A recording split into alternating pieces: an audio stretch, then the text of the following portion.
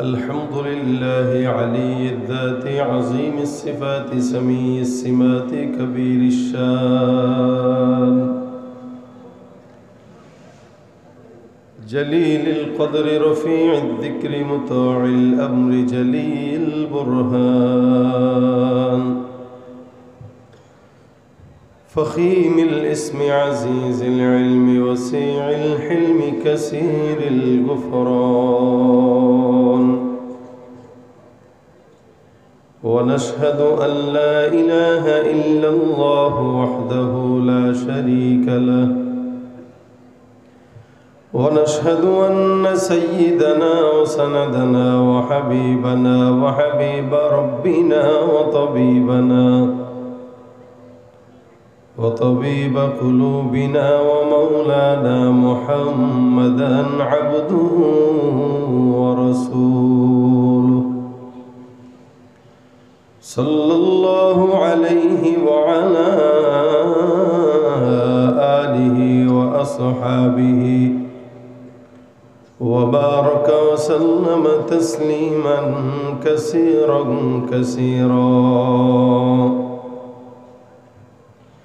الذي أرسله الله تعالى بالحق بشيرا ونذيرا وداعيا إلى الله بإذنه وسراجا منيرا أما بعد فأعوذ بالله من الشيطان الرجيم بسم الله الرحمن الرحيم وأن استغفروا ربكم ثم توبوا إليه يمتعكم متاعا حسنا إلى أجل مسمى صدق الله مولانا العظيم وصدق رسوله النبي الكريم وقال النبي صلى الله عليه وسلم التائب من الذنب كمن لا ذنب له وقال عليه الصلاة والسلام من لزم الاستغفار جعل الله له من كل هم فرجا ومن كل ضيق مخرجا ورزقه من حيث لا يحتسب أو كما قال عليه الصلاة والسلام وقال تعالى إن الله وملائكته يصلون على النبي يا أيها الذين آمنوا صلوا عليه وسلموا تسليما زبان كل شكل درشري قولي اللهم صل على محمد وعلى آل محمد كما صليت على إبراهيم وعلى آل إبراهيم إنك حميد مجيد اللهم بارك على محمد وعلى آل محمد كما باركت على وعلى آل إبراهيم إنك حميد مجيد الحمد لله আল্লাহ পাকের দরবারে লাখো কোটি শুকর ও সুজুদ নরসিংহপুর গার্মেন্টস শ্রমিক দিনী কাফেলার উদ্যোগে চতুর্থ বার্ষিক ওয়াজ মাহফিলের আজকের সম্মানিত সভাপতি উপস্থিত দিনপ্রিয় ইসলাম প্রিয় তৌহিদি জনতা আল্লাহ পাকের দরবারে লাখো কোটি শুকরিয়া যে রব্বে কারীম এই রাত পর্যন্ত আমাদেরকে একত্রিত হয়ে আসার বসার তৌফিক এনায়েত করেছেন। কালিমাতুশ শুকর আদায় করি, সকলে বলি আলহামদুলিল্লাহ। ইনশাআল্লাহ আল্লাহ পাক যদি তৌফিক দান করে মুখতাসার সময়ে দু চারটা কথা আপনাদের সামনে আলোচনা করব, আল্লাহ যদি তৌফিক দান করেন। এই স্বল্প সময় আল্লাহ পাক বারাকা দান করুক, যা শুনবো বলবো আমলের নিয়তে বলার শোনার তৌফিক দান করুক। সজাগ আছেন সবাই? হাতটা তুলে দেখান কারা কারা সজাগ। নারায়ে তাকবীর, আরো জোরে লিল্লাহি তাকবীর।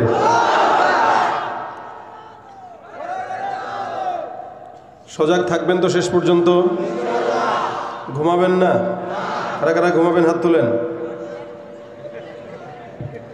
সবাই সজাগ থাকবেন ইনশাআল্লাহ।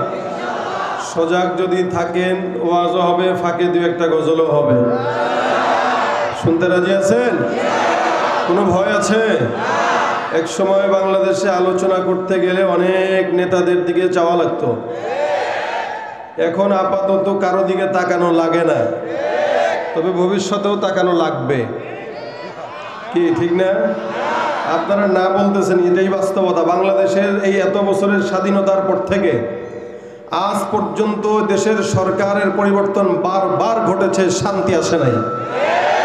এক সরকার গিয়েছে, আরেক সরকার এসেছে, আরেকটা গিয়েছে, আরেকটা এসেছে। ক্ষমতার পালা বদল দেখেছি, শান্তির দেখা আমরা পাই নাই। যতক্ষণ পর্যন্ত কোরআন সুন্নাহ মোতাবেক এই দেশ পরিচালিত না হবে, শান্তি কিয়ামত পর্যন্ত আসবে না। কারণ যারা আসে যারা যায় তারা সবাই সমান, ঠিক কিনা জোরে কর। এই জন্য মুসলমান আমাদের দেখা শেষ, এখন সামনের বাংলাদেশ কোরআন সুন্নাহর বাংলাদেশ, ঠিক কিনা জোরে বলেন। একে একে শেষ করেছি, সবার দেখা হইল শেষ। দেখতে দেখতে গোল্লায় গেল আমার সোনার বাংলাদেশ। একে একে সব দেখেছি, সবার দেখা হইল শেষ। দেখতে দেখতে গোল্লায় গেল আমার সোনার বাংলাদেশ। পারবেন গাইতে? দেখতে দেখতে গোল্লায় গেল, দেখতে দেখতে গোল্লায় গেল আমার সোনার। কেউ দিল না সবাই নিল, আমরা যে কলুর বলদ। সারা বছর নেয় না খবর, নির্বাচনে খুব দরদ। কেউ দিল না সবাই নিল, আমরা যে কলুর বলদ। সারা বছর নেয় না খবর, নির্বাচনে খুব দরদ। নির্বাচনের আগে নেতায় ধরে কত রকম বেশ, নির্বাচনের আগে নেতায় ধরে কত রকম বেশ। দেখতে দেখতে গোল্লায় গেল, দেখতে দেখতে গোল্লায় গেল আমার সোনার। একে একে শেষ করেছি, সবার দেখা হইল শেষ। দেখতে দেখতে গোল্লায় গেল, দেখতে দেখতে গোল্লায় গেল। যাদের হাতে যায় ক্ষমতা, দেশ যেন বাপের ভিটা। রাখতে চেয়ার শুরু করে বিদেশিদের পাচাটা। যাদের হাতে যায় ক্ষমতা, দেশ যেন বাপের ভিটা। রাখতে চেয়ার শুরু করে বিদেশিদের পাচাটা। বিদেশিদের কথা মতো চালায় ওরা নিজের দেশ, বিদেশিদের কথা মতো চালায় ওরা নিজের দেশ। দেখতে দেখতে গোল্লায় গেল, দেখতে দেখতে গোল্লায় গেল। একে একে শেষ করেছি, সবার দেখা হইল শেষ। দেখতে দেখতে গোল্লায় গেল আমার সোনার বাংলাদেশ। দেখতে দেখতে গোল্লায় গেল আমার। ঠিক কিনা? কষ্ট পাইছেন কেউ আপনারা? ভাইরা আমার, কি দেখতে পাচ্ছেন না? কি করবে বলেন? দেখতে না পাইলে কি করার আছে?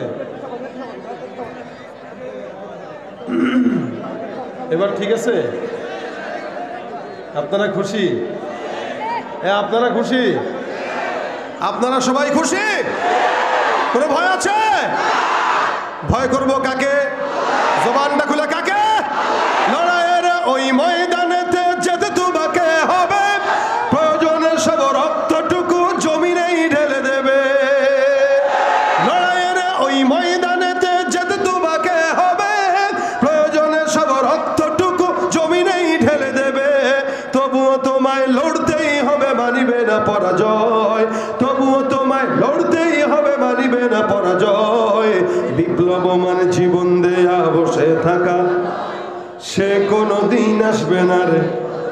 মাশাআল্লাহ, সব মুখস্থ। হ্যাঁ, আসবে বিজয় রক্ত আর জীবনের বিনিময়, আসবে বিজয় রক্ত আর জীবনের বিনিময়। বিপ্লব মানে জীবন দেয়া বসে থাকা নয়, সে কোনো দিন আসবে না রে, করো যদি ভয়। ঠিক কিনা? এইভাবে সজাগ থাকবেন। কিছুক্ষণ পরে তেনায় যাবেন না তো আবার। শ্রমিকরা তেনায় না, সারাদিন চাকরি টাকরি করার পরে আবার রাত্রেবেলা আন্দোলন করতে পারে। ভাইরা আমার, আপনারা শ্রমিক মানুষ, আপনারা শ্রমজীবী, আপনাদের সব কিছু হালাল, আপনাদের ইনকাম হালাল। আলহামদুলিল্লাহ, শ্রমজীবী ভাইদের উদ্যোগে যে আজকের এই প্রোগ্রাম দেখেই বোঝা যাচ্ছে। এবং সবচেয়ে বড় বিষয়, আনন্দের বিষয় যেটা আমি শুনলাম, এই জায়গাটাও আমাদের হিন্দু ভাইরা দিয়েছে। মাহফিল করার জন্য এই মাঠটা হিন্দু ভাইরা দিয়েছে। শুনে রাখা দরকার, জেনে রাখা দরকার, বাংলাদেশে সংখ্যালঘুদের উপর নির্যাতন, এই কথা যারা বলে এগুলা মানুষের জাত হতে পারে না। তোমরা দেখো, আমরা মুসলমানরা মাহফিল করছি আমাদের হিন্দু ভাইদের জায়গার উপরে। এটার পরেও যদি কেউ বলে আমাদের ভিতরে সম্পর্ক ভালো না, তাদের উদ্দেশ্য ভালো না। এদেশ মুসলমানের, এদেশ হিন্দুদের, এদেশ বৌদ্ধদের, এদেশ খ্রিস্টানদের, সবার দেশ এটা। তবে হ্যাঁ, আমাদের কারো উপরে কেউ যদি নির্যাতন করতে চায়, তাহলে সবাই মিলে তাদেরকে প্রতিরোধ করার দায়িত্ব আমাদের সবার। ঠিক কিনা? এ দায়িত্ব আমাদের। এদেশের মুসলমান, হিন্দু, খ্রিস্টান, বৌদ্ধ মিলেমিশে কাজ করে। আমাদের ভিতরে সম্পর্ক খারাপ নেই। আমাদের ধর্মের পরিচয় ভিন্ন, আমাদের জান্নাতের পরিচয় ভিন্ন, ইসলামের পরিচয় ভিন্ন, দলের পরিচয় ভিন্ন, কিন্তু এই দেশ সবার হিসেবে আমরা একে কাঁধে কাঁধ মিলিয়ে সবাই থাকবো। ঠিক কিনা? দেশে 1 ইঞ্চি মাটি নিয়ে যদি কেউ কোনোদিন চক্রান্ত করে, হিন্দু, মুসলমান, ইহুদি, খ্রিস্টান সবাই মিলে সেই চক্রান্ত গড়িয়ে দেওয়া আমাদের দায়িত্ব। ঠিক কিনা বলেন? এটা মিডিয়ার মাধ্যমে তাদের জেনে রাখা উচিত। আমরা যেরকম কিছুদিন আগে আমাদের হিন্দু ভাইদের মন্দির পাহারা দেওয়ার ঘোষণা দিয়েছিলাম, এবং অনেক জায়গায় দিয়েছিলও বটে। মুসলমানের সন্তানরা আমার হিন্দু ভাইদের পূজার সময় তাদেরকে পাহারা দিয়েছিল, আমাদের মাহফিলেও তারা জায়গা দিয়েছে। হ্যাঁ, এটাই আমাদের সোনার বাংলাদেশ। এই পরিস্থিতিকে যারা ঘোলাটে করতে চায় তারাই রাজাকার, তারাই শত্রু। ঠিক কিনা? আজকে এই পরিবেশটা ভালো লাগছে না? আমি আসতেছি, এক হিন্দু ভাই আমাকে ওই রোড থেকে নিয়ে দৌড়ায় এসে বলতেছে, হুজুর আমি আপনারে একটু দেখার জন্য আসছি, আপনার হাতে একটু মোলাকাত করার জন্য এখানে আসছি। সত্যি কথা, আমি আপনার জন্য আসছি। এই নিয়ে আমার এখানে এই পর্যন্ত আনছেন, তাহলে এইরাও তো আমাদেরকে ভালোবাসে। আমাদের ভিতরে ভ্রাতৃত্বের বন্ধন থাকবে, কোনো শত্রুতার বন্ধন থাকবে না। যারা আমাদের ভিতরে শত্রুতা লাগাতে চায় তারা আমাদের বন্ধু না, তারাই শত্রু। এজন্য এই দেশকে আল্লাহ পাক সব অকল্যাণ থেকে হেফাজত করুক, শত্রুদের থেকে হেফাজত করুক। বলেন আমিন। ভাইরা আমার, আমি আপনাদের সামনে ছোট্ট একটি আয়াতে কারিমার অংশ বিশেষ তেলাওয়াত করেছি। আল্লাহ পাক তৌফিক দিলে এটার উপরে কিছু কথা বলবো, বেশিক্ষণ না ইনশাআল্লাহ, অল্প সময়। কারণ মাহফিল এগুলো খুব বেশি দীর্ঘ রাত না করাটা বেটার। এই কারণেই বেনামাজিদেরকে নামাজি বানানোর জন্যই তো মাহফিল হয়। এখন এমনও পড়ে না নামাজ, আবার রাত 12টা-1টা পর্যন্ত বয়ান হইলে কেবো আরে রাত্রে তো মাহফিল শুনছিলাম এই জন্য পড়তে পারিনি। 10 টাকার মাহফিলের, 10 টাকার মাহফিলের, মাহফিলের যেন দোষ না হয়। বদ্দিন আসবে, দিনদার হয়ে যাবে। কি বলেন? কৃপণ আসবে, দানশীল হয়ে যাবে। বেনামাজি আসবে তো নামাজি হয়ে যাবে। তো ভাইরা আমার, একজন মানুষ থাকলে একটু বলেন, প্রশ্ন করি, যারা এখানে আছেন যে হয় আমি আমার এই জিন্দগিতে বুঝ হওয়ার পর থেকে এখন পর্যন্ত একটা গুনাহও করি নাই, এরকম কোনো ব্যক্তি আছেন এখানে? সারা বাংলাদেশে আছে কেউ? সারা বিশ্বে কেউ আছে? না, তবে বাংলাদেশে একজন আছে। বাংলাদেশে একজন আছে, এই তো নাম তো শুনছেন। আমরা কতদিন আগে একটা ইউটিউবের ভিডিওতে দেখেছি, আব্দুল লতিফ সিদ্দিকী, আসলে কাজ্জাবি।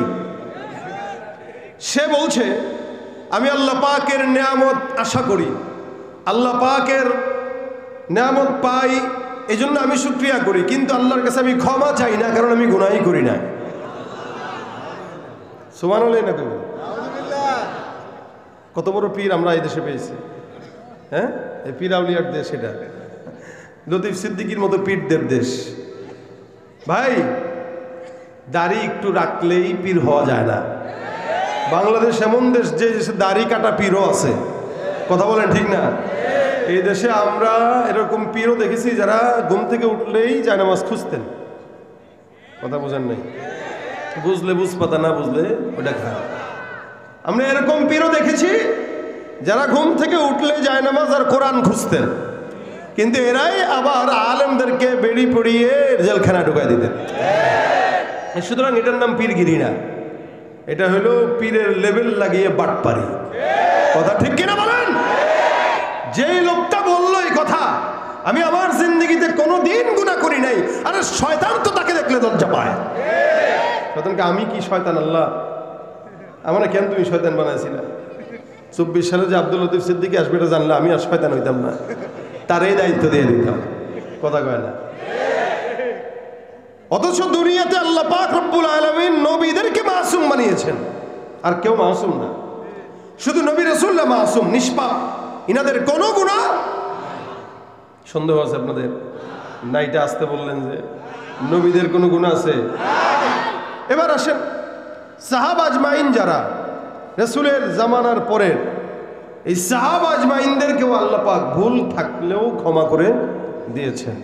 এই কারণে আল্লাহ পাক বলেন রাদিয়াল্লাহু আনহুম ওয়া রাদু আন, এরাও খুশি, আমি আল্লাহও খুশি। এরপরে যারা, এনারা হচ্ছেন তাবেঈ, যারা সাহাবা আজমাইনদেরকে নিজের চোখে দেখেছেন। রাসূল বলেন আল্লাহ পাক তাবেঈদেরকেও মাফ করে জান্নাত দিয়ে দিবেন। তার মানে এই যুগ পর্যন্ত আল্লাহ পাক বান্দাকে ক্ষমা করছেন, করে দিয়েছেন। এরপর থেকে এখন পর্যন্ত যত মানুষ, সময় কাল পাত্র ভেদে আমাদের প্রত্যেকেরই গুনাহ কম বেশ আছে। এখন তারও বেশি গুনাহগার। আগের কালের মানুষ গুনাহগার কম ছিল, এখনের মানুষ বেশি গুনাহগার। জামানা যত অতীতে, মানুষ তত জান্নাতের নিকটে। জামানা যত সামনে, মানুষ তত জাহান্নামের নিকটে। কেন? ফিতনা বাড়তেছে না কমতেছে? 2001 সালে বা 1990 সালে বলেন তো 24-এর মতো ফিতনা ছিল কি? অনেক কম ছিল। যেটা মানুষ চিন্তাও করতে পারতো না, ওইটা এখন আমরা আমাদের নিজের চোখে দেখতেছি। ফিতনা বাড়ছে না কমছে? এই জন্য আল্লাহ পাক রব্বুল আলামিন বলেন والسابقون السابقون أولئك المقربون في جنات النعيم سلة من الأولين وقليل من الآخرين। আল্লাহ পাক রব্বুল আলামিন বলেন, জমিনের মধ্যে যত বান্দা আছে পয়গম্বরের নিকটে, অতীতে যত বান্দা চলে গেছে সব বান্দা আল্লাহর জান্নাতের নিকটে, আল্লাহর নিকটে। অতীতে যত মানুষ চলে গেছে এদের মধ্যে বিশাল বড় একটা জামাত, এরাই হবে জান্নাতি। আর জামানা যত সামনের দিকে, কিয়ামতের দিকে, মানুষ তত জান্নাতের দিকে নয়, জাহান্নামের দিকে। কারণ আসবাবে মাসিয়া, ফিতনা এত বেশি বাড়বে, যার কারণে বান্দা, নবী বলেন সকালবেলা ইমানদার, বিকালবেলা কাফের, বিকালবেলা মুমিন, সকালবেলা কাফের। বর্তমানের হালতটা একই অবস্থায় হয়ে গেছে। সকালবেলা একজন মুমিন, বিকালবেলা নাস্তিক মুরতাদদের টাকার বান্ডিল দেখে ইমান ধ্বংস করে দেয়। এ ভাইরা আমার, আল্লাহ পাক রব্বুল আলামিন আপনাকে আমাকে এমন একটা জামানায় ফেললেন। এরপরেও এই জামানার কিছু কিছু বান্দারা আছে যারা আকাবিরদেরকে গালি দেয়, আল্লাহওয়ালাদেরকে গালি দেয়, বুজুর্গদেরকে গালি দেয়। আমাদের আল্লাহওয়ালা বুজুর্গ ইমামদেরকে গালি দেয়, এরা আল্লাহওয়ালাদেরকে গালি দেয়, বাবাদেরকে গালি দেয়, দাদাদেরকে গালি দেয়। মনে রাখবেন, আমরা কত বড় আলেম হোক না কেন, যত বড় বুজুর্গ হই না কেন, আমাদের বাবার চেয়ে বড় আলেম হইতে, বুজুর্গ হইতে পারি নাই। আমাদের বাবাদের মধ্যে ইসলাম কম থাকলেও, জ্ঞান কম থাকলেও আমল বেশি ছিল। আর আমাদের মধ্যে জ্ঞানের অভাব নাই, লেকিন একটার মধ্যেও আমল নাই। সব হইল শিক্ষিত শয়তান টাইপের হয়ে গেল, জ্ঞান আছে কিন্তু মানে না। মনে রাখবেন, জানার নাম কামিয়াব নয়, মানার নাম কামিয়াব। যদি আপনি আপনার বাবার কথা বলেন, দাদার কথা বলেন, তাকায় দেখেন আপনার চাইতে আপনার বাবার নামাজের গুরুত্ব বেশি ছিল না কম ছিল? আপনাকে আমাকে ডাকা লাগে, বারবার বলা লাগে, মুয়াজ্জিন আজান দেওয়া লাগে। আর আমাদের বাপদাদারা নিজেরা মুয়াজ্জিন হয়ে মসজিদে আগে আগে বসে গেছে। এ মুসলমান নবীর উম্মত, আগের কালের জামানার হালত দেখেন। আজ থেকে 40 বছর আগে, 30 বছর আগের ঘটনা দেখেন।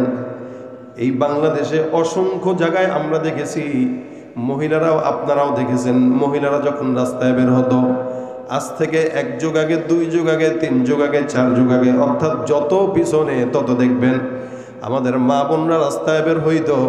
রাস্তায় যদি কোনো পরপুরুষ দেখা যাইতো, ওড়নাটা নিচের দিকে দিয়ে সুন্দর করে কোনো বিল্ডিংয়ের আড়ালে লুকিয়ে যেত, কোনো পরপুরুষ যেন না দেখে। এমনকি নিজের কাপড়টাও উঠানো যায় না, কারণ পরপুরুষ যদি দেখে তাহলে পর্দার খেলাফ। যার কারণে নিজের কাপড়টাও কোনো বাহিরে রাখতো না। কোনো পরপুরুষ দেখলে গাছের আড়ালে লুকায় যাইতো, মসজিদের আড়ালে লুকায় যাইতো, পুকুর পাড়ে নেমে যাইতো। এটা ছিল আমাদের মাদের হালত, যার কারণে আমাদের মায়েদের গর্ভ থেকে আমরা জন্মগ্রহণ করছি। এ মুসলমান, আমাদের মাদের থেকে আল্লাহ জন্মগ্রহণ করছে। আর বর্তমান নারীদের দিকে তাকান, কোনো জায়গায় যদি কোনো নারীকে দেখাও যায়, ওড়না যদি বুকে থাকে, পরপুরুষ দেখলে সেটা খুইলে একবার দেখায় আবার দেয়। পর্দা তো বালাই নাই। পর্দার কথা বললে কেউ হুজুররা খালি ফতোয়া মারে, এদিকে কি পর্দা চলে? আমরা নারী, আমরা সব পারি, স্লোগান দেয়া আছে না নাই? যার কারণে রিক্সাও চালায়, অটো চালায়, হুন্ডাও চালায়, বিমানও চালায়, যেখানে যাবেন সেখানেই নারী আছে না নাই? আমাদের মা বোনেরা পর্দার ভিতরে থাকতো। বর্তমান সময়ে পর্দা কারে কয় বোঝেও না। এ মুসলমান, পর্দার কথা বললে মাথা ব্যথা হয়ে যায়। আল্লাহ পাক রব্বুল আলামিন এই কারণে বলেন, জামানা অতীতে যত মানুষ তত জান্নাতের নিকটে, জামানা যত সামনে মানুষ তত জাহান্নামের নিকটে। এ মুসলমান, আজ থেকে বহু আগের বছর যদি আগের চিন্তা করেন, আপনারা গ্রামগঞ্জে দেখা গেছে, অথবা শহর মফস্বলেও যাই বলেন না কেন, সকালবেলা আপনার আমার মা খালারা প্রত্যেক দিন তেলাওয়াত না করে কোনোদিন ঘরের পাতিলেও হাত দিত না, উঠান ঝাড়ুও দিত না।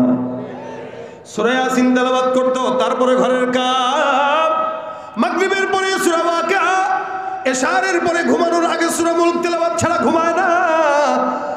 প্রতিদিন প্রতি শুক্রবারে সূরা কাহাফের তেলাওয়াত।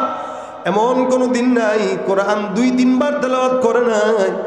কিন্তু আমাদের ঘরে কোরআন আছে, টিভিও আছে, আমাদের ঘরে কোরআন আছে, অন্য আসবাবও আছে।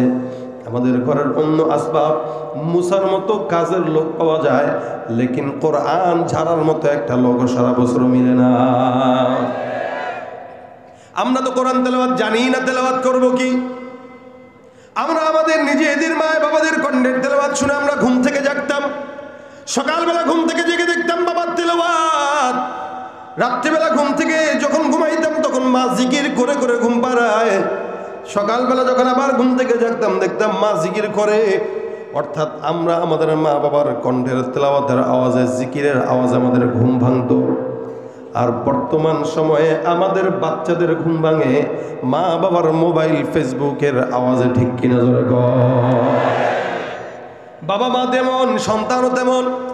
এই জন্যই তো এখন আল্লাহওয়ালা আশা বন্ধ হয়ে গেছে। আগের মা ছিল পবিত্র, যার কারণে আল্লাহওয়ালা আশা ছিল। আর এখন মায়েদের পেট পবিত্র না, যার কারণে আল্লাহওয়ালা আশা বন্ধ হয়ে গেছে।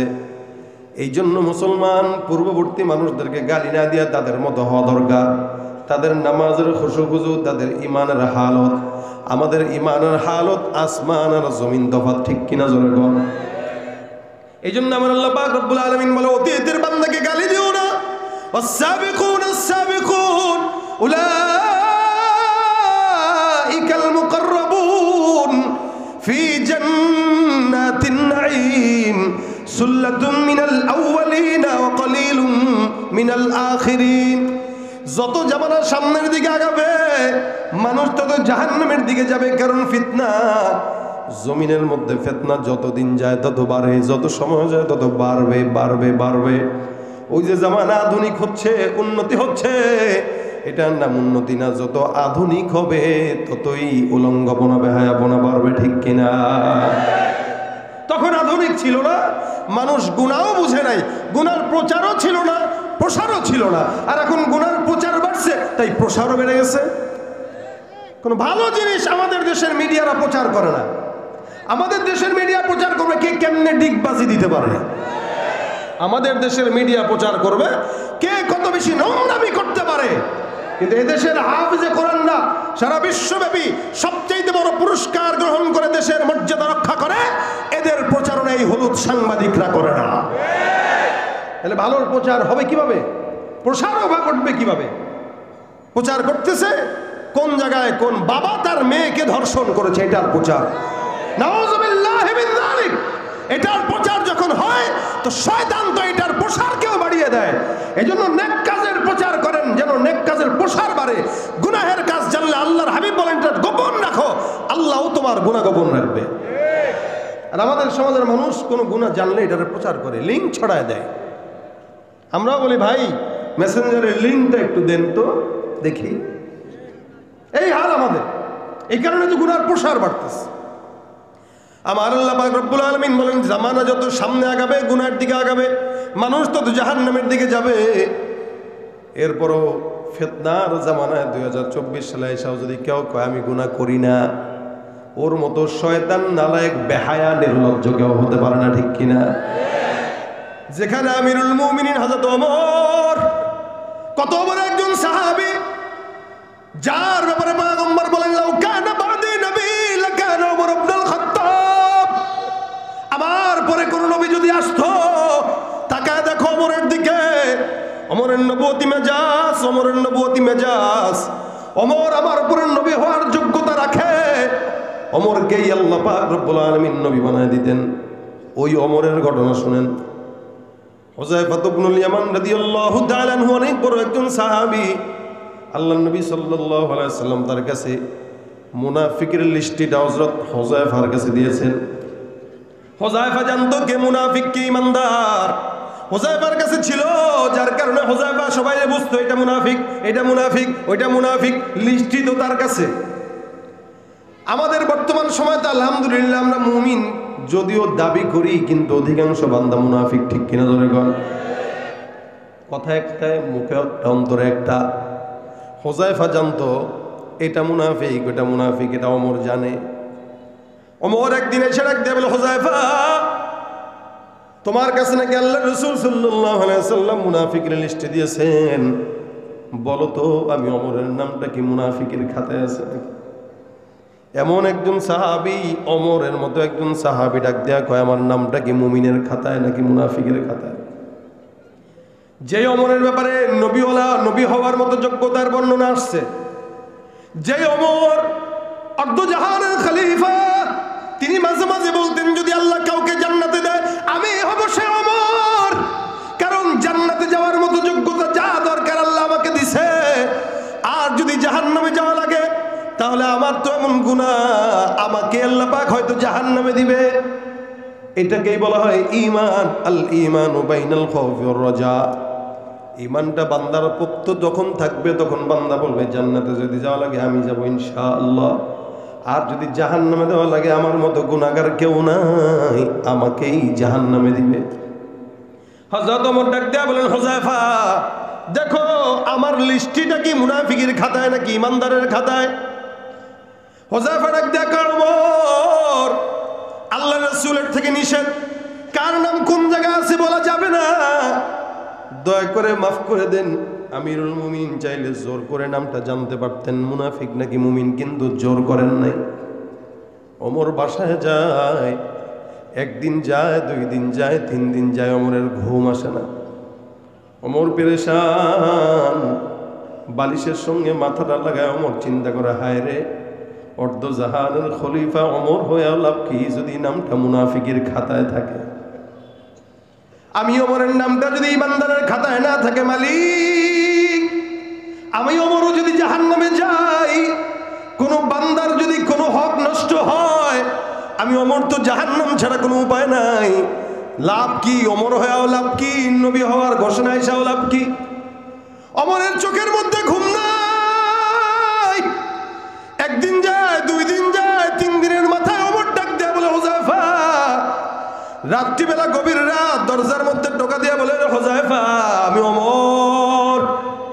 হুযায়ফা দরজা খুলে বলে, আমিরুল মুমিনিন, ব্যাপারটা কি? এত গভীর রাতে আপনি আমার কাছে কেন আসলেন? আপনি নিজেই যদি একবার বলতেন আমি আপনার কাছে চলে যেতাম। কি দরকারে আসছেন? ওমর ডাক দিয়ে বলে, হুযায়ফা, আমার নিজস্ব প্রয়োজনে আমি তোমার কাছে আসলাম। মনে রাখবা, একটা প্রশ্নের জবাব তুমি আমাকে যদি দাও, আমি এখান থেকে আবার চলে যাব। যতক্ষণ জবাব না দিবা আমি ওমর তোমার ঘরের দুয়ার ছাড়বো না। আমিরুল মুমিনিন হুযায়ফার কাছে যায় ডাক দিয়ে বলে, হুযায়ফা, একটা প্রশ্ন ৩-৪ দিন যাবত আমার মাথায় বারবার আমার মাথায় খেলতেছে। হুযায়ফা ডাক দিয়া বলেন, কি প্রশ্ন? ওমর ডাক দিয়া বলেন, হুযায়ফা, আমি ওমর ইন্তেকালের পর আমার জানাজা তুমি পড়বা কিনা? আমি কি ইমানদার নাকি মুনাফিক এটা আমার জানা নাই। আমার লাশের জানাজা তুমি হুযায়ফা পড়বা কিনা বলো। হুযায়ফা ডাক দিয়া বলে, আমিরুল মুমিনিন, কি বলতেছেন? আপনার মতো একজন সাহাবী, যার ব্যাপারে আল্লাহর হাবিব সাল্লাল্লাহু আলাইহি ওয়াসাল্লাম বর্ণনা করলেন, যাকে শয়তান দেখলে ওই রাস্তায় হাঁটে না। এত বড় একজন আমির, এত বড় একজন শাসক, আপনার মতো ওমরের জানাজা আমি কেন পড়বো না? আল্লাহর কসম ওয়াদা করলাম, টেনশনের কোনো কারণ নাই, আপনি বাসায় যায় নিশ্চিন্তে ঘুমান। আমি হুযায়ফা ওয়াদাবদ্ধ হলাম, আল্লাহ যদি হায়াতে বাঁচায় রাখে, আপনার মতো ওমরের জানাজা আমি নিজে অবশ্যই অবশ্যই পড়ব। আমিরুল মুমিনিন সুন্দর করে বলে দিলেন, আলহামদুলিল্লাহ, সত্যি পড়বা? বলে হ্যাঁ। হুযায়ফার স্বীকারোক্তি। আমিরুল মুমিনিন বলতেছেন, যদি পড়ো আলহামদুলিল্লাহ, আমার জবাব মিলে গেছে। হুযায়ফা ডাক দিয়ে বলে, এই কথাটার জন্য সকালবেলা আমাকে ডাকাইলে পারতেন। আমিরুল মুমিনিন বলে, হুযায়ফা, ঘুম আসছে না, 3 রাত হয়ে গেল, আমি ঘুমাইতে পারি না, টেনশনে আমার মাথা শেষ, কাজকর্ম ঠিক মতো আদায় করতে পারতেছি না। আমি জানি এ হুযায়ফা, তোমার কাছে মুনাফিকের লিস্টি আছে, আর আমি এটাও জানি তুমি হুযায়ফা, যাদের কাছে মুনাফিকের লিস্টি আছে, তুমি হুযায়ফা যার যার নাম মুনাফিকের খাতায়, সবার জানাজার নামাজ পড়লেও তুমি হুযায়ফা মুনাফিকের জানাজার নামাজ তুমি পড়ো না। আমি যেহেতু তোমাকে প্রশ্ন করলাম, হুযায়ফা তুমি আমার জানাজার নামাজ পড়বা কিনা, তুমি স্বীকার করেছো পড়বো, তার মানে বোঝা গেল আমি ওমরের নামটা মুনাফিকের খাতায় নাই, ইমানদারের খাতায়। সুবহানাল্লাহ ওয়া বিহামদিহি সুবহান। আমিরুল মুমিনিন বুঝে গেলেন আমার নামটা ইমানদারের খাতায়, আমার নাম মুনাফিকের খাতায় নাই। হুযায়ফা কয়, হুজুর, এ মুসলমান দেখেন এক একজন সাহাবীর অন্তর কেমন ছিল, এক একজন সাহাবীর বুদ্ধিমত্তার হিকমা কেমন ছিল। আমিরুল মুমিনিন চাইলে জোর করে শুনতে পারতেন, কিন্তু জোর করেন নাই, সুন্দর করে জবাব নিয়ে তার স্বীকারোক্তি নিয়ে নিছেন। ওমরের মতো একজন মানুষ যদি এই টেনশনে ঘুমাইতে না পারে যে আমি কি মুমিন নাকি মুনাফিক, তার মানে আপনার আমার টেনশন থাকা দরকার আছে না নাই? কথা কয় না, আছে না নাই? যেখানে আমিরুল মুমিনিন দুনিয়াতে থাকতেই জান্নাতি হয়ে গেছে, দুনিয়াতে থাকতে প্রত্যেকটা সাহাবী জান্নাতের সনদ পেয়ে গেলেন, এরপরও টেনশন, মালিক কি জান্নাতে দিবে নাকি জাহান্নাম? সেখানে আপনার মতো আমার মতো এতজন বান্দা 24 ঘন্টা গুনাহ করার পরও আমরা বলি আমি পাপ করি নাই। এ মুসলমান নবীর উম্মত, আল্লাহ পাক রব্বুল আলামিন বান্দাকে মাফ করার ক্ষমতা দিয়ে মাফ করার জন্য ঘোষণা দিয়েছেন, যার কারণে আখিরি নবীর উম্মত হলাম। এই আখিরি নবীর উম্মত হওয়ার কারণে আল্লাহ পাক মাফের ঘোষণা দিয়েছেন।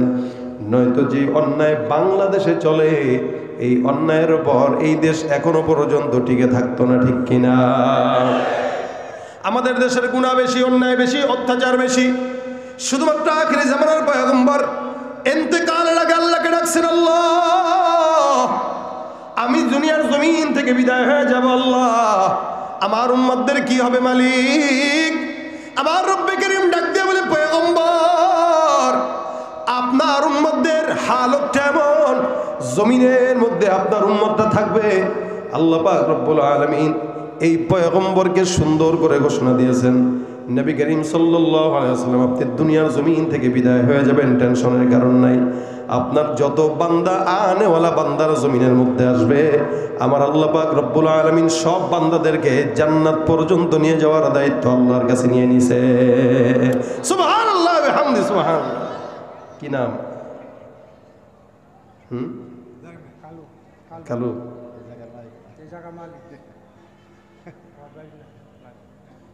ভালো থাকেন। হ্যাঁ, ঠিক আছে ভাই, বসেন এখানে, বসে যান। আর আমার ওনাদের জন্য আল্লাহর তরফ থেকে হেদায়েতের দোয়া, যারা বলেন আমিন। ওনাদের জন্য আল্লাহ, আমাদের তরফ থেকে আল্লাহ পাকের কাছে হেদায়েতের দোয়া, স্বচ্ছতার দোয়া, জোরে বলেন আমিন। ভাইরা আমার, দেখেন আমার পয়গম্বর মুহাম্মদুর রাসূলুল্লাহ সাল্লাল্লাহু আলাইহি ওয়াসাল্লাম সারা দুনিয়ার জন্য রহমত, ঠিক কিনা বলেন তো? সারা দুনিয়ার জন্য রহমত। নবী বলে গেছেন, আল্লাহ আমার উম্মতদের কি হবে? আল্লাহ পাক স্পষ্ট বলেছেন, রাসূল আপনি টেনশন নেন না। দেখেন ভাই আমার দিকে, প্রত্যেকটা উম্মত যারা গুনাহ করার সাথে সাথে আল্লাহ পাক আযাব দিয়ে ধ্বংস করে দিতেন, আপনাকে আমাকে আল্লাহ পাক ধ্বংস করেন না কেন জানেন? আল্লাহর নবী দোয়া করেছেন, আল্লাহ এই উম্মতকে আমি একা রেখে চলে যাচ্ছি, আপনি এমনি এমনি ধ্বংস করেন না।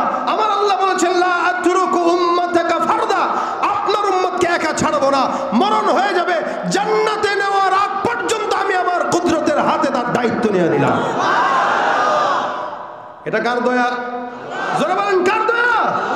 তুমি পারো করতে মোচন অভাব দুঃখী লোকের, তুমি পরম মুক্তিদাতা মালিকে জগতের, তোমার কাছে চাই যে পানা আমরা প্রতিদিন, তোমার দয়ায় পূর্ণ আমার সারা নিশিদিন।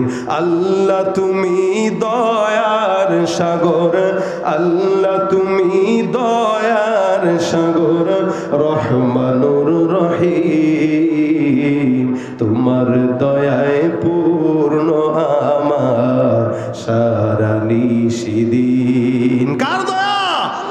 বেঁচে আছি কার দয়ায়?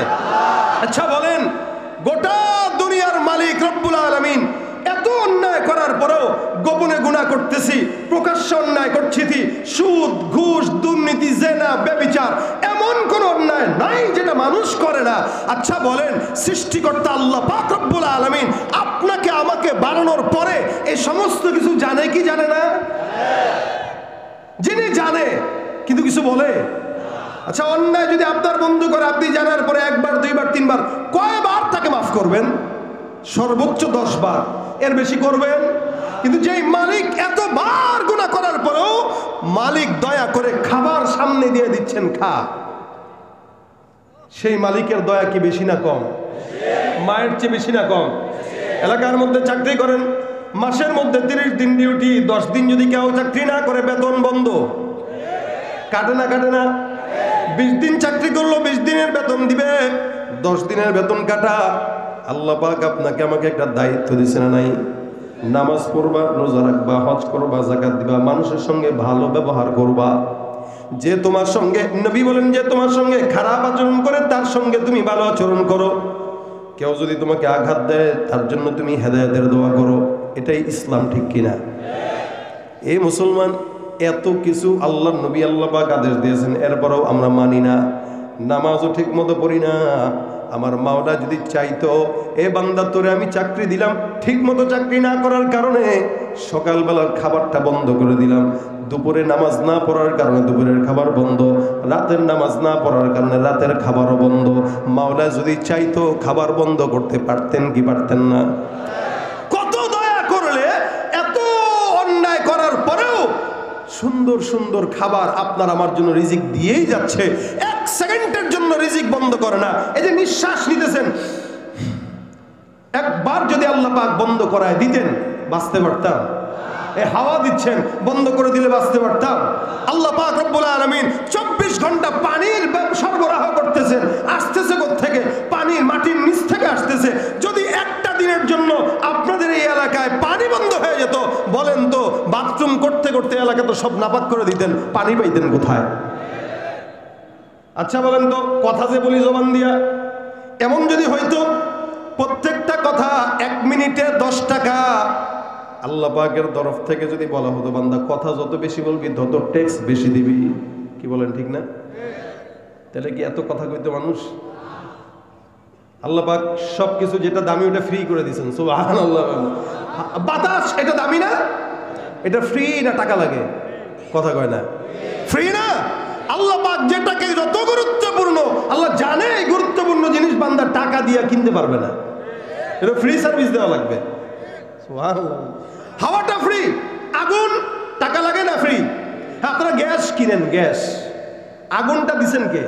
গ্যাস আনলেন, যদি না জ্বালানোর পরে না জ্বলতো কি করতেন বলেন?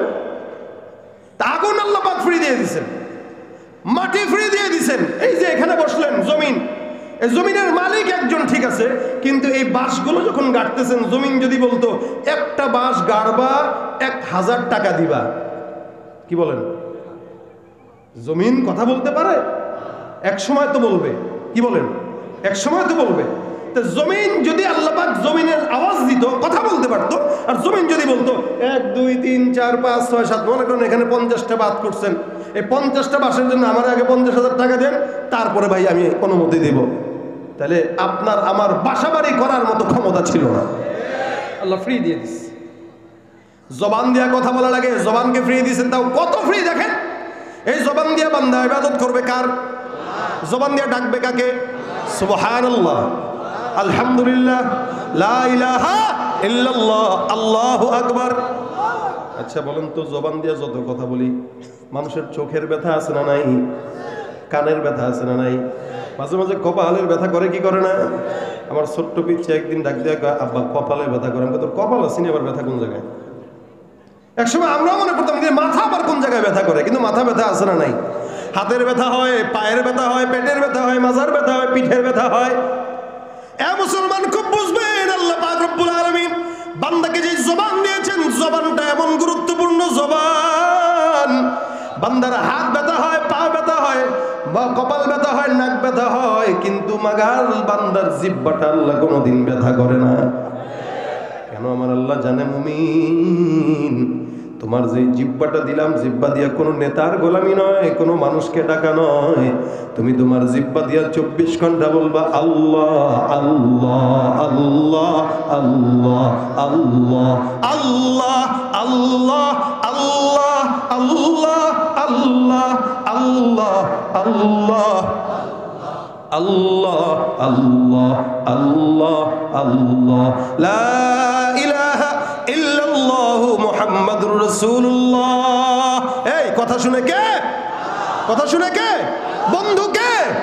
এতবার ডাকলেন, আল্লাহ কোনোদিন রাগ করছে? আচ্ছা মার সামনে যায় বলেন তো আম্মা, মায় বলবে কি? আবার সুন্দর করে বলবেন ও আম্মা, মা বলবে বলো। আবার বললেন মা গো, বলে বল। ও আম্মা, বলে কি? 10 বার ডাকলেন, মা কিছুক্ষণ পরে বলবে চুপ থাক, কাজ করতেছি, ডিস্টার্ব করিস না, কি বলবে কিনা? আবার বাবার কাছে যায়, আব্বা গো, বলে কি হয়েছে আব্বা? ও আব্বা, বলে বলো। আব্বা গো, বলে কি বল? আব্বা গো, কি রে বা, কিছু বলবি না? আব্বা এমনিই ডাকে। তো বারবার বাবাকে ডাকছে, বাবাও বেজার হয়, মাও কি হয়? আচ্ছা বলেন তো, আদম পয়গম্বর ডাকছে কাকে? মুসা নবী ডাকছে কাকে? ঈসা নবী ডাকছে কাকে? জাকারিয়াও ডাকছে কাকে? ইউসুফ ডাকছে কাকে? নূহ ডাকছে কাকে? মুহাম্মদুর রাসূলুল্লাহ কাকে ডাকছেন?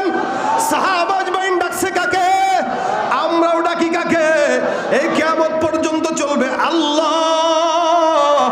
কোনদিন তো এমন হয় নাই আমার আল্লাহ আসমান থেকে বলে বান্দা আর ডাকিস না, ভেজাল লাগে। বরং আমার আল্লাহ ডাক দেয়া বলে ফাযকুরুনি আযকুরুকুম ফাযকুরুনি আযকুরুকুম, বান্দা আমাকে তুমি ডাকো, তারপরে আমি আল্লাহ তোমাকে ডাকবো। সুবহানাল্লাহ। আয় মুসলমান নবীর উম্মত, এক বান্দা মাজুসি মূর্তি কি বলে, সূর্য পূজা করে, গাছের পূজা করে, আগুনের পূজা করে, অগ্নি পূজকদেরকে মাজুসি বলে। এই অগ্নি পূজক একদিন ডাক দিয়া আগুনের সামনে নিয়া সুন্দর করে বলতেছে, বারবার খালি একটাই আওয়াজ, সনম সনম সনম সনম, বারবার ডাক দেয়, কিন্তু ওখান থেকে কোনো আওয়াজ আসে না। বারবার শব্দ দিয়ে একটাই শব্দ, সনম সনম সনম সনম সনম সনম। যার পূজা করে তাকে ডাকতে হয়, কিন্তু কথা শুনে না। লা ইয়াদুররু ওয়ালা ইয়ানফাউ ওয়ালা ইয়ানতিকু ওয়ালা ইয়াকুল। এরা খাইতেও জানে না, পড়তেও জানে না, এমন অবস্থায় বারবার ডাকে। আমার আল্লাহ পাক রব্বুল আলামিন দেখে কি দেখে না? এ ভাইরা আমার 80 বছর হয়ে গেল, এই অগ্নি পূজক বারবার আগুনকে সামনে নিয়ে বলে সনম, কারণ তার কাছে অগ্নি পূজা, তার কাছে আগুনটাই তার রব। অথচ আগুনটাকেও বানাইছেন কে? বলে আল্লাহ। বারবার ডাক দিয়ে বলে সনম সনম সনম, কিন্তু আওয়াজ নাই। হঠাৎ করে 80 বছর পর জবান দিয়ে বের হয়ে গেছে সনম শব্দের পরিবর্তে সমাদ। সমাদটা কার নাম? আমার আল্লাহ পাক কোরআনে বলেন, কুল হুয়াল্লাহু আহাদ আল্লাহুস সামাদ লাম ইয়ালিদ ওয়া লাম ইউলাদ ওয়া লাম ইয়াকুল লাহু কুফুয়ান আহাদ। আমার আল্লাহ পাক রব্বুল আলামিন আসমানে ওই বান্দা সনম সনম সনম বলে বলে সামাদ, আসমান থেকে গাইবে আওয়াজ।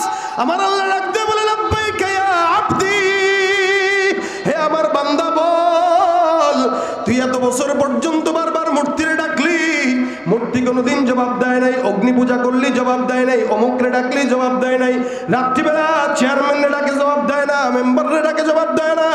অমুক জায়গায় জায়গায় নেতারে ডাক দেয়, জবাব দেয় না। কিন্তু আমার আল্লাহ ডাক দেয়া বলে, বান্দা যায় নামাজটা বিছায়া দাও, আর শুধু সুন্দর করে 2 রাকাত নামাজ পড়ে রাখো। আল্লাহ, আমার আল্লাহ পাক রব্বুল আলামিন বলে, বান্দা তুই প্রশ্ন করতে দেরি, আমি মালিক জবাব দিতে দেরি করি না।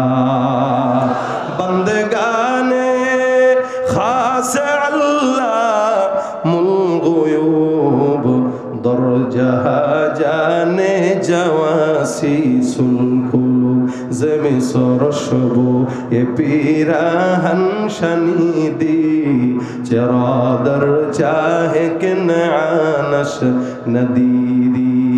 বন্ধুকে এ মুসলমান মায়ের গর্ভ থেকে এই পর্যন্ত যিনি দয়া করছেন, গুনাহগুলো সব জানে, এরপরেও কিচ্ছু বলে না।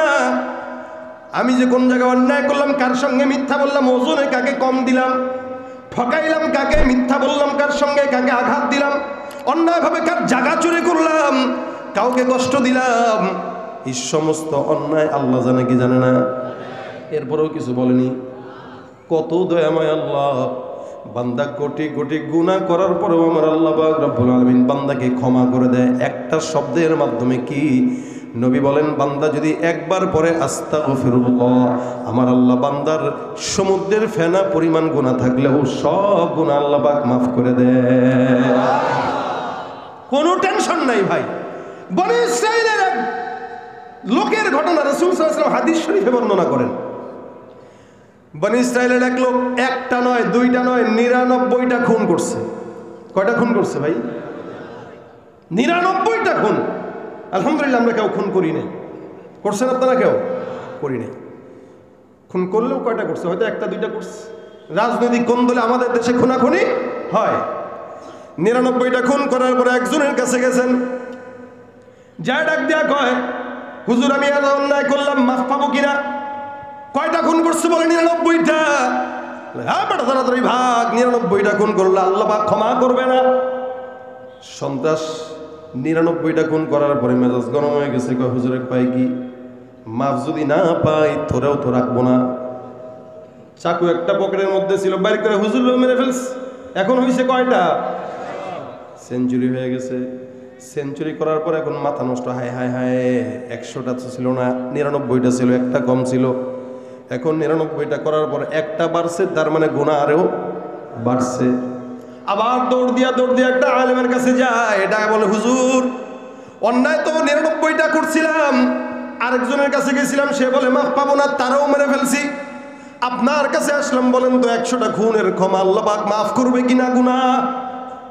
আলেম ডাক দিয়া বলে, আমার আল্লাহ পাক রব্বুল আলামিন বান্দা টেনশন নাই, গুনাহ 100টা করছো, 1000 কোটিও যদি করো, তোমার গুনাহ যেখানে শেষ আমার মাওলার দয়া সেখানে শুরু।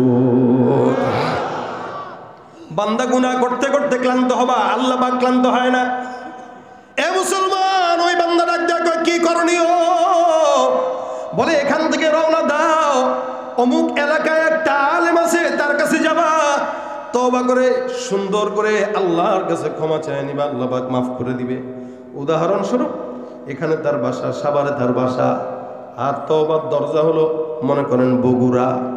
এখান থেকে রওনা দাও, 100 কিলোমিটার যাওয়ার পর একজন আলেমকে দেখবা, তার কাছে ক্ষমা চাইবা। আল্লাহর বান্দা গোসল টোসল করে পবিত্র হয়ে রওনা হয়ে গেছে। যাবে কয় কিলো? 100 কিলো।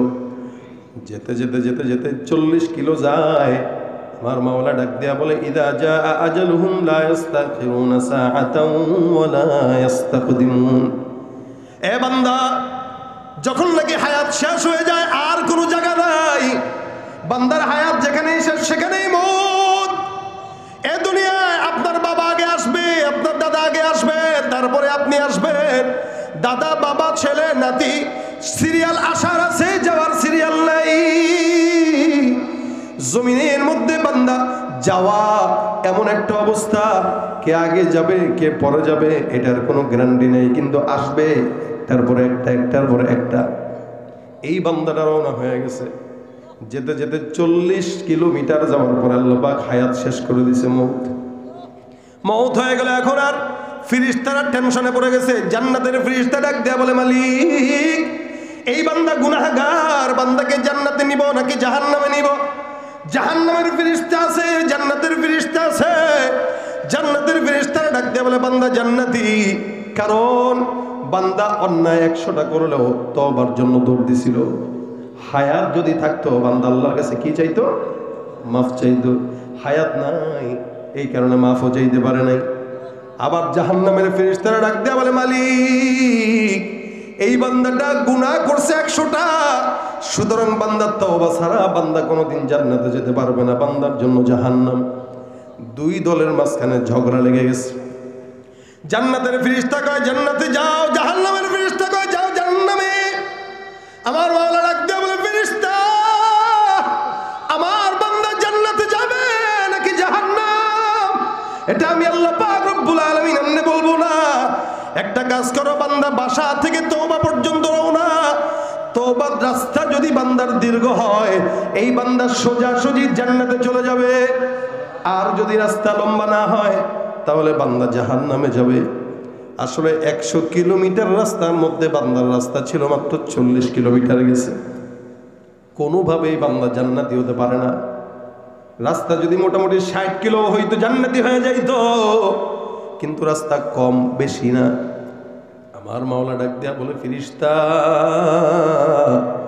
এই বান্দার একটা কাজ করো, বাসা থেকে তওবার রাস্তা পর্যন্ত মাপা শুরু করে দাও। বান্দার রাস্তা যেদিকে বেশি হবে সেদিকেই বান্দা জান্নাত অথবা জাহান্নামে যাবে। রাস্তা কম অনুযায়ী বান্দা জাহান্নামে যাওয়ার কথা, জান্নাতের রাস্তায় যাওয়ার কথা না। এদিক দিয়ে আল্লাহ কয় যাও, ফেরেশতারা জান্নাতের রাস্তা মেপে দাও। আল্লাহ পাক রব্বুল আলামিন ফেরেশতারা জান্নাতের রাস্তা মাপে। আর জমিনকে ডাক দেয়া বলে, হে জমিন, আমি আল্লাহ পাক রব্বুল আলামিন আদেশ করে দিলাম, যাও বান্দার রাস্তাটা, তওবার রাস্তাটা, বান্দার জন্য জান্নাত পর্যন্ত জমিন তুমি দীর্ঘ হয়ে যাও। বলেন তো, আল্লাহ পাক বান্দাকে মাফ করার ইচ্ছা আছে না নাই? বনি ইসরাইল জামানার নবীর উম্মত 100টা খুন করার পরে যদি আল্লাহ এই ইস্যু দ্বারা করে বান্দারে মাফ করতে চায়, আপনি আমি মুহাম্মাদুর রাসূলুল্লাহ সাল্লাল্লাহু আলাইহি ওয়াসাল্লামের উম্মত হইয়া জান্নাত যদি না পাই, কপাল পোড়া আর কেউ হতে পারে না। এ ভাইরা আমার, দেখেন এবার রাস্তা মাপা শুরু হয়ে গেল। ফেরেশতারা মাপে আর মাপে, মাপে আর মাপে, মাপে আর মাপে। হঠাৎ করে তাকায় দেখে বান্দার রাস্তা সোজা জান্নাতের গেট। এক রাস্তা জান্নাতের গেট পর্যন্ত যায়। আমার আল্লাহ পাক ডাক দেয়া বলে, বান্দার রাস্তা কোথায়? আল্লাহর ফেরেশতারা বলে, মালিক, বুঝলাম না, রাস্তা ছিল কম, বাড়লো কেমনে? আমার আল্লাহ কয়, বান্দার নিয়তের কারণে বান্দার রাস্তা জান্নাত পর্যন্ত চলে গেছে। এই বান্দার রাস্তা যেদিকে, বান্দারে সেদিকে জান্নাত দিয়া দাও। জান্নাত চির সুখেরই ঘর, জান্নাত চির সুখেরই ঘর, ওগো জানতে যদি তুমি মায়া ঘেরা রঙিন সুখের খনি। জান্নাত পাওয়ার সহজ পথ সে তো শহীদি মরণ। জান্নাত পাওয়ার সহজ পথ সে তো শহীদি মরণ।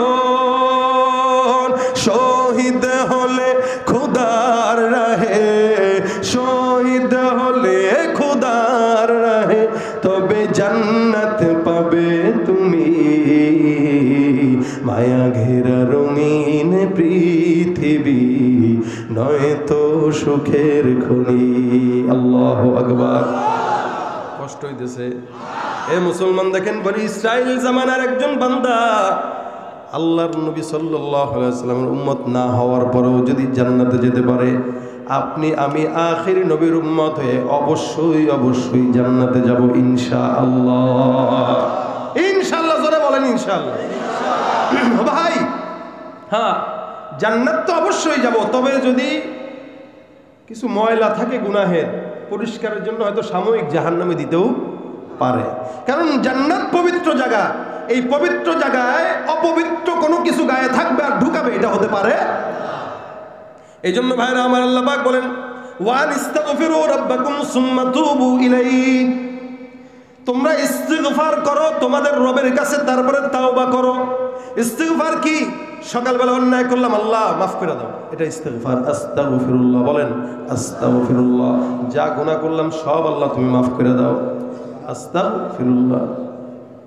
এ মুসলমান, এরপরে বলেন তওবা করো। তওবা কি? বলে আল্লাহ আজকে যে গুনাহ হয়ে গেছে কালকে আর হবে না, এটা হলো তওবা। যদি এটা কেউ করে, ইউমাত্তিউকুম মাতাআন হাসানান ইলা আজালিন মুসাম্মা, এই বান্দার মরণ পর্যন্ত যত নিয়ামত দরকার সব নিয়ামতের ব্যবস্থা আমি আল্লাহ করে দিব। সুবহানাল্লাহ। ভাই আল্লাহ পাক আপনার আমার দায়িত্ব নিয়ে নিছেন, টেনশনের কোনো কারণ নাই। যতটুকু রিজিক আপনার প্রাপ্ত অতটুকুই পাবেন, বেশি পাবেন না। তবে অতটুকুর মধ্যে ইস্তিগফারের কারণে আল্লাহ পাক বরকত দিয়া ওইটাকেই 10 গুণ বাড়ায় দিবেন। আচ্ছা, ব্যবসায় টাকা দেন 10 লাখ, বেশি তো দেন নাই, দিচ্ছেন 10 লাখ, ফেরত তো 10 লাখই আসার কথা, বাড়তি আসে কেন? এটা বরকত, এটাই হলো ব্যবসার বরকত। আল্লাহ পাকের কাছে হায়াত চাইছি, হায়াত যতটুকু আছে অতটুকুই থাকবে, কিন্তু গুনাহমুক্ত হায়াতের কারণে ওই হায়াতের মধ্যে আল্লাহ পাক বরকত দিবেন 14 গুণ বেশি, 70 গুণ বেশি। সুবহানাল্লাহ, 700 গুণ পর্যন্ত বাড়ায় দিবেন। ভাইরা আমার, দেখেন হাসান আল বসরি রহমতুল্লাহ আলাইহি অনেক বড় একজন বুজুর্গ ছিলেন। ওনার কাছে এক লোক আসছে, ইস্তিগফারের যে কি ফায়দা, খালি এতটুকু বুঝেন। আজকের মাহফিলে এই পর্যন্ত বসলেন, সব আলোচনা ভুলে গেল, এটা যদি বাসা পর্যন্ত নেন ইনশাআল্লাহ আপনাদের কামিয়াবি এই জায়গায়। হাসান বসরি বসে রয়েছেন, একটা লোক এসে, হুজুর আমি এমন কোনো গুনাহ নাই যেটা করি নাই, আমার একটা আমল শিখায় দেন যে আমলের কারণে সব গুনাহ শেষ হয়ে যাবে। হাসান বসরি কয় যাও ইস্তিগফার পড়ো। কি পড়ো? কথা কয় না কি? জোরে বলেন, কি পড়তে বলছে? বলেন আস্তাগফিরুল্লাহ, আস্তাগফিরুল্লাহ। এতটুকু এতটুকু। হাসান বসরি কয় ইস্তিগফার করো, ঠিক আছে গেল। আবার দ্বিতীয় আরেক দল আসছে, আসার পরে কয় হুজুর আমাদের এলাকায় আসমান থেকে বৃষ্টি হয় না, এমন কোন আমল শিখায় দেন যে আমলের কারণে আল্লাহ পাক আসমান থেকে বৃষ্টি দিবে। হাসান বসরি কয় যাও বেশি বেশি ইস্তিগফার করো। সুবহানাল্লাহ। প্রথম জন আসছে, তাকে কি দিল? ইস্তিগফার। দ্বিতীয় জন আসছে, তাকে কি দিল? তৃতীয় জন আসছে, হুজুর আমার সম্পদ নাই, ব্যবসায় বরকত নাই, একটা আমল শিখায় দেন যে আমলে ব্যবসা বরকত হবে। কয় যাও ইস্তিগফার করো। আরেকজন এসে কয় হুজুর আমার সন্তান নাই, বলে যাও বেশি বেশি ইস্তিগফার। আরেকজন এসে কয় হুজুর বিপদে আছি, মুসিবতে আছি, মামলা মুকদ্দমা আছি, কয় যাও ইস্তিগফার। সবাই একটাই আমল কি? পাশ থেকে কয়েকটা ডাক দেয়, হুজুর মনে আর আমল পারে না, যার কারণে বারবার একটা আমলি দেয়, একটা আমলি দেয়। হাসান বসরি বলেন খবরদার মনে রাখবা, আমি যে আমলটা দিয়েছি এটা আমার দেয়া আমল না, এটা আমার মাওলা দেওয়া আমল। কোরআনে বান্দাকে জানিয়ে দিয়েছেন। সুবহানাল্লাহ। আমার আল্লাহ ডাক দেয়া বলেন ফাকুলতু আস্তাগফিরু রাব্বাকুম ইন্নাহু কানা গফফারা ইউরসিলিস সামাআ আলাইকুম মিদরারা ওয়া ইউমদিদকুম বিআমওয়ালিন ওয়া বানিনা ওয়া ইয়াজআল লাকুম জান্নাত ওয়া ইয়াজআল লাকুম আনহারা। এক নম্বরে কেউ যদি গুনাহ করে সারা জিন্দেগি আর খালি ইস্তেগফার করে আল্লাহ পাক তার সব গুনাহ মাফ করে দিবেন। 2 নম্বরে যে ব্যক্তি বৃষ্টির জন্য আসছে, আল্লাহ পাক বলেছেন ইউরসিলিস সামা আলাইকুম মিদরারা, কেউ যদি আসমান থেকে বৃষ্টি না পায় আর যদি ইস্তেগফার তেলাওয়াত করে, বেশি বেশি পাঠ করে, আমি তার জন্য আসমান থেকে বৃষ্টির ব্যবস্থা করে দেব। 3 নম্বর, কেউ যদি সম্পদ না থাকে, দোকানে বরকত নাই, ব্যবসা বাণিজ্যে বরকত নাই, ভাই দোকানে বসে বসে পড়েন আস্তাগফিরুল্লাহ আস্তাগফিরুল্লাহ আস্তাগফিরুল্লাহ আস্তাগফিরুল্লাহ, ইনশাআল্লাহ দোকানে আল্লাহ পাক বরকত দান করবেন। ওয়ায়ুমদিদকুম বিআমওয়াল ওয়া বানিন, সন্তান নাই, 10 বছর হয়ে গেছে বিয়ে করলো, বিবির সঙ্গে সম্পর্ক ভালো না, সন্তান না হওয়ার কারণে আল্লাহ পাক বলেন ইস্তেগফার করো, আমি আল্লাহ তোমার সন্তানের মধ্যে বরকত দান করে দিব।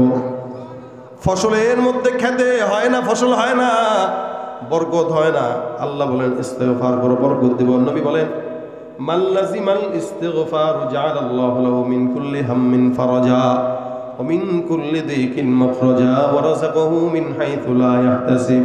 কেউ যদি তার জবানে ইস্তিগফার উঠায় নেয়, যত প্রকার অকল্যাণ, বিপদ, মুসিবত, পেরেশানি, সব পেরেশানি থেকে দূর করবেন কে?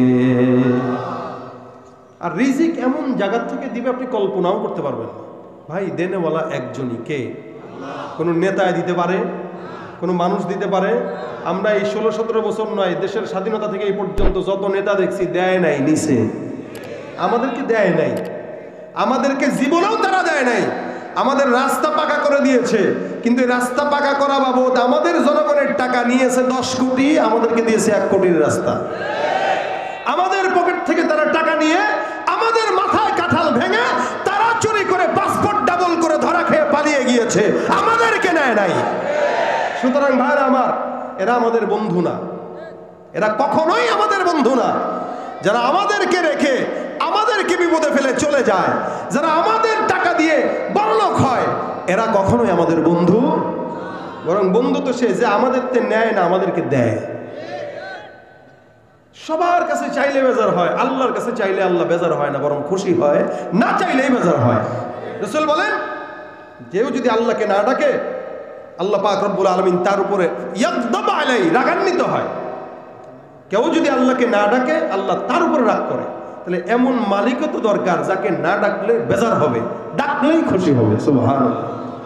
ওই যে বললাম জিহ্বা কোনোদিন ব্যথা হয় না কেন? এই জিহ্বাকে ডাকার জন্য আল্লাহ দিয়েছেন, যে তোকে আমি দিলাম, তোর রক্ত, মাংস, পিণ্ড যা আছে সব আমি দিলাম, সুতরাং তুই বুঝিস এটার হক আমার। 24 ঘন্টা তুই আমাকেই ডাক, আমি আল্লাহ পাক তোর ডাকে সাড়া দিব, তুই বুঝবি না। সাথে সাথে আল্লাহ পাক আসমানে এসে বলে আলামিন মুস্তাগফির, এমন কোন আছো চাও আমি দেব। আপনি ফজরের নামাজটা পড়ার সাথে সাথে আল্লাহ পাকের রহমত, বরকত আপনি আপনার শরীর আর মনে আভা, আপনি আলামত প্রকাশ পাবেন। সব মুনাফিকরা ফজরের সময় ঘুমায়, কিন্তু আপনি সকালে ফজরের নামাজটা পড়ে একটু হাঁটবেন, দেখবেন আপনার অন্তরের মধ্যে আলাদা প্রশান্তি কাজ করতেছে। কেন জানেন? ফজরের নামাজের সময় সব আল্লাহর গোলামরাই জাগে, বেঈমানরা জাগে না। বেঈমানরা ঘুমায়, আল্লাহ পাক ওই সময় বান্দাকে রহমত দেয়। আপনি আমি আল্লাহর রহমত না নেওয়ার কারণে আমার রহমতটা পাহাড়ের চূড়ায় দিচ্ছে, আমার রহমতটা সমুদ্রে দিচ্ছে, পাহাড়ের গাছে দিচ্ছে, তারা উর্বর হচ্ছে, আর আমরা না খায়া শুকাইতে শুকাইতে মরতেছি। কেন? আমাদের বরকত আমরা নিতে পারি না। এজন্য জবান দিয়ে যতক্ষণ হায়াত আছে, যতদিন হায়াত আছে, জিকির একটা উঠান, ইস্তেগফার।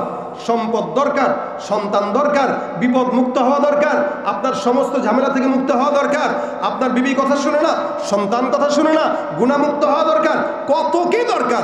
প্রত্যেকটা জিনিসের আমল একটা, আস্তাগফিরুল্লাহ।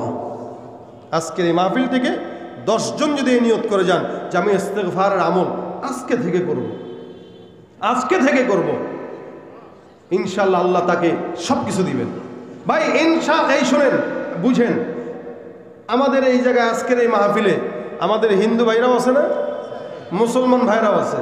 মুসলমান ভাইদের গুনাহ মাফ করা দরকার আছে কিনা? নাই, আছে। আর আমাদের হিন্দু ভাই যারা আছে, এরা সবাই তো বড়লোক হইতে চায়, চায় না? আপনারাও চান না?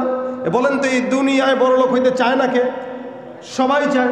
তাহলে আমি সবাইকেই বলবো, কারো যদি গুনাহ মাফ না হওয়া দরকার না থাকে, সে টাকার জন্য চাক, সন্তান নাই তার জন্য চাক, বিপদ আছে তার জন্য চাক, আপনি যেই কিছুতেই চাবেন সেটাই আল্লাহ পাক আশা পূরণ করে দিবে। শব্দ কতটুকু? আস্তাগফিরুল্লাহ বলেন, বলেন। নবী বলেন, রাসূল সাল্লাল্লাহু আলাইহি ওয়াসাল্লাম বলেন, আমি নবী হওয়ার পরও প্রতিদিন 100 বার ইস্তেগফার করতাম। সুবহানাল্লাহ। রাসূল বলতেছেন, রাসূল নিষ্পাপ, জান্নাতের সরদার, নবী বলতেছেন আমি 100 বার পড়তাম। তাহলে আমাদের তো ভাই 1 কোটি বার পড়া দরকার, কিন্তু আমরা একবারও করি না। এজন্য নিয়ত করেন নবীর সঙ্গে যেন মিলে যায়, প্রত্যেক দিন কমাস কম 100 বার। কয়বার? আমি নিয়ত করছি প্রত্যেক দিন 100 বার পড়বো। আপনারা নিয়ত করেন তো কারা কারা পড়বেন? আল্লাহ পাক সবাইকে তৌফিক দান করুক, বলেন আমিন। সবাই হাত তুলছেন, আলহামদুলিল্লাহ। আল্লাহ পাক যদি এই উসিলায় কাউরে কবুল করে, কি বলেন? কথা কয় না, জোরে বলেন আমিন। পড়তে থাকেন, আল্লাহ পাক যে কোনো জায়গা থেকে বরকত দান করবেন। বিপদ মুসিবত, সন্তান কথা শুনছে না, বিবি কথা শুনতেছে না, ঘরের ভিতরে ঝামেলা, পারিবারিক সমস্যা, যত সমস্যা সমাধান একটাই, আস্তাগফিরুল্লাহ। নেতার কাছে না দৌড়ায়া আস্তাগফিরুল্লাহ করেন, তাহলে বাস। আমাদের এই সমাজে নেতা কর্মীরা যারা আছে 100-র ভিতরে 90 জনই খারাপ, 10 জন মোটামুটি ভালো। সুতরাং এদের পিছনে দৌড়ায়া সময় নষ্ট করার কোনো যুক্তিকতা নাই। যার পিছনে দৌড়াইলে লাভ আছে তার পিছনে দৌড়ান। হায়াত অল্প সময়ের, এই হায়াতের মধ্যে আল্লাহ পাক রব্বুল আলামিনকে যত চিনবেন ততই কল্যাণ, আর যত ভুলবেন ততই অকল্যাণ। আল্লাহ তাকে আমাদেরকে চিনার তৌফিক দান করুন, বলেন আমিন। মাওলার এশকে জলে আগুন, নিভাইলে যে নিভে না, পুরে পুড়ে ছাই হইল এই যে পাগলের সিনা, পুরে পুরে ছাই হইল এই যে পাগলের সিনা, ধরা দিয়েও দাও না ধরা,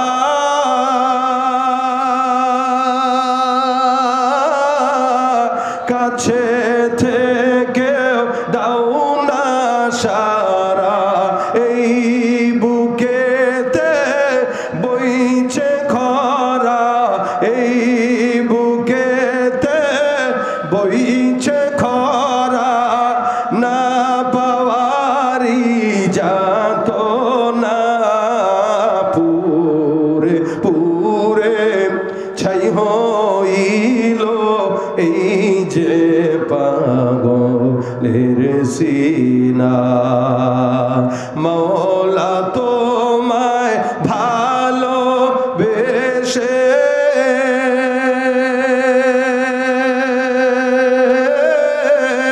কলিজা পুড়ে গন্ধ আসে, আমি তোমার নূরে যাব মিশে, তোমার নূরে যাব মিশে, দূরে ঠেলে দিও না, পুরে পুরে ছাই হইল এই যে পাগলের সিনা, পুরে পুরে ছাই হইল এই যে পাগলের সিনা।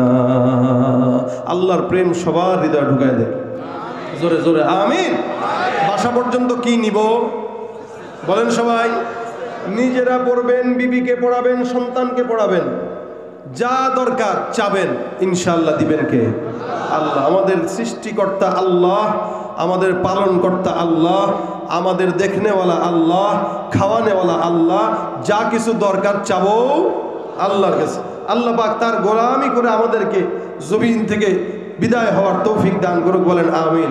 সকলে পড়েন তো আস্তাগফিরুল্লাহ রব্বি মিন কুল্লি যামবি ওয়া আতুবু ইলাইহি, আস্তাগফিরুল্লাহ রব্বি মিন কুল্লি যামবি ওয়া আতুবু ইলাইহি। এতটুকুন শব্দ যতটুকু মানুষ জানেন, দোকানে বসে আছেন, কোথাও যাচ্ছেন, আপনার কাজ আছে, গাড়ি চালাইতেছেন, অফিস আদালতে বসে আছেন, হাতের কাজ আছে, পায়ের কাজ আছে, জবানের কোনো কাজ নাই। জবানের কাজ রাখবো একটাই, আস্তাগফিরুল্লাহ। আস্তাগফিরুল্লাহ, গীবত, শিকায়েত, পরনিন্দা, প্রতিহিংসা, মানুষের সঙ্গে শত্রুতা সব বাদ দিয়ে যখন সময় হয় ইস্তিগফার, আল্লাহ পাক আমাদের পড়ার তৌফিক দান করুক। আর এই কাফেলার ভাইদের জন্য দোয়া করবেন, যারা আজকের সুন্দর একটি আয়োজন উপহার দিয়েছে। ওনাদের একটা চিন্তা আছে, এখানে একটা ওনাদের জন্য নিজস্ব যারা একটা কবরস্থান, একটা মসজিদ, একটা মাঠ, একটা মাদ্রাসা ইনারা করবে। আমাদের আজকের সম্মানিত সভাপতি সাহেব, ওনার বাবা আমি শুনলাম অনেক দানবীর ছিলেন, অনেক ভালো মানুষ ছিলেন। আল্লাহ ওনার বাবাকে জান্নাতুল ফিরদাউস দান করুক, ওনাকে আল্লাহ নেক হায়াতের সাথে সুস্থতার হায়াত দান করুক। সকলে বলেন আমিন। যেই নিয়তটা ওনারা করছেন এই সৎ নিয়তটাকে আল্লাহ পাক কবুল করুক। সকলে বলেন আমিন। দুরূদ শরীফ পড়ুন। আল্লাহুম্মা সাল্লি আলা সাইয়্যিদিনা ওয়া নাবিয়িনা ওয়া শাফিঈনা ওয়া হাবিবিনা ওয়া মাওলানা মুহাম্মদ সাল্লাল্লাহু আলাইহি ওয়া আলা আলিহি ওয়া আসহাবিহি ওয়া বারিক ওয়া সাল্লিম। আল্লাহুম্মা আনতাস সালাম ربنا ظلمنا أنفسنا وإن لم تغفر لنا وترحمنا لنكونن من الخاسرين ربنا فاغفر لنا ذنوبنا وكفر عنا سيئاتنا وتوفنا مع الأبرار رب اغفر لي ولوالدي وللمؤمنين يوم يقوم الحساب আয় রব্বুল আলামিন, মেহেরবানি করে আজকের মাহফিলকে কবুল করে নাও। যা আলোচনা হয়েছে আমল করার তৌফিক দাও। আয় আল্লাহ, জানে মালে ইমানে আমলে হায়াতে বারাকাত দান করে দাও রব্বুল আলামিন। মেহেরবানি করে আল্লাহ আমাদের এই সমস্ত প্রত্যেকটা মুমিন ভাইদেরকে আল্লাহ তুমি নাজাতের উসিলা বানায় দাও। আয় আল্লাহ, আজকের মাহফিল আমাদের হিন্দু ভাইরা ওই জায়গায় জায়গা দিয়ে সহযোগিতা করেছে আল্লাহ, তাদেরকেও তুমি আল্লাহ ইমানের দৌলত দান করে দিও। আল্লাহ সকল প্রকার বালা মুসিবত থেকে হেফাজত করো রব্বুল আলামিন। মেহেরবানি করে আল্লাহ এই মাহফিলে যারা শ্রম দিয়ে, টাকা দিয়ে, মেধা দিয়ে, বুদ্ধি দিয়ে, পরামর্শ দিয়ে সহযোগিতা করেছে আল্লাহ, তাদের সহযোগিতা কবুল করে নাও। আয় আল্লাহ, বাংলাদেশকে সোনার দেশ হিসেবে কবুল মঞ্জুর করে নাও। আল্লাহ, আমরা সবাই যেন এই এলাকার মধ্যে যারা আছে আল্লাহ এলাকাটাকে খাস রহমতের এলাকা বানায় দাও। আয় আল্লাহ, হিন্দু মুসলমান সমস্ত ভাইরা মিলে মিশে থাকার তৌফিক দান করে দাও। আয় আল্লাহ, আমাদের ভিতরে অসুস্থ যারা আছে সুস্থতার হায়াত দাও, অভাবগ্রস্তদের অভাব দূর করে দাও, ঋণগ্রস্তদের ঋণ পরিশোধ করার তৌফিক দান করে দাও। আয় আল্লাহ, সংসারে শান্তি দান করে দাও। আয় আল্লাহ, যাদের মা বাবা অন্ধকার কবরে শুয়ে আছে প্রত্যেকের কবরগুলোকে জান্নাতের বাগান বানায় দাও। আয় আল্লাহ, যাদের মা বাবা জীবিত আল্লাহ সুস্থতার হায়াত দাও। আয় আল্লাহ, তোমার হাবিবের রওজা জিয়ারত করার তৌফিক দান করে দাও। যারা একবার করেছে বারবার করার তৌফিক দান করে দাও। আল্লাহুম্মা সাল্লি আলা রূহি মুহাম্মাদিন ফিল আরওয়াহ ওয়া সাল্লি আলা জাসাদি মুহাম্মাদিন ফিল আজসাদ ওয়া সাল্লি আলা কবরি মুহাম্মাদিন ফিল কুবুর। আয় আল্লাহ, এই কমিটির প্রত্যেকটা শ্রমিক ভাইদেরকে আল্লাহ তুমি মাফ করে দাও, প্রত্যেকটা শ্রমিকদেরকে আল্লাহ দিনদার বানা দাও। আয় আল্লাহ, সভাপতি সাহেব সহ আল্লাহ যারা এই পর্যন্ত শেষ পর্যন্ত বসে সকলকে নাজাতের উসিলা বানায় দিও, জবানে ইস্তিগফারের আমল উঠায় দিও। আল্লাহ রব্বিরহামহুমা কামা রব্বায়ানি সগীরা, রব্বিরহামহুমা কামা রব্বায়ানি সগীরা। সুবহান রাব্বিকা রাব্বিল ইজ্জাতি আম্মা ইয়াসিফুন ওয়া সালামুন আলাল মুরসালিন ওয়ালহামদুলিল্লাহি রাব্বিল আলামিন। আসসালামু আলাইকুম ওয়া রাহমাতুল্লাহ।